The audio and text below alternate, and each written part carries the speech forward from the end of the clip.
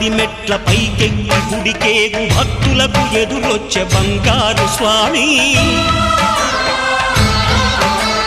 ఇరుముడులు స్పృశించి శుభమనుచు దీవించి జన బృందముల చేరే జగమేలు స్వామి తన భక్తులనరిల్చు తప్పులకు తడబడి ఒక పక్క ఒరిగెన ఓంకారమూర్తి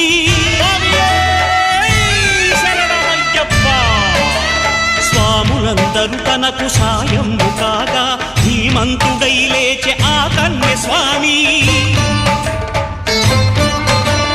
పట్టబంధము వీడి భక్తతతికై పరుగు పరుగున వచ్చే భూమిపైకి నరుడై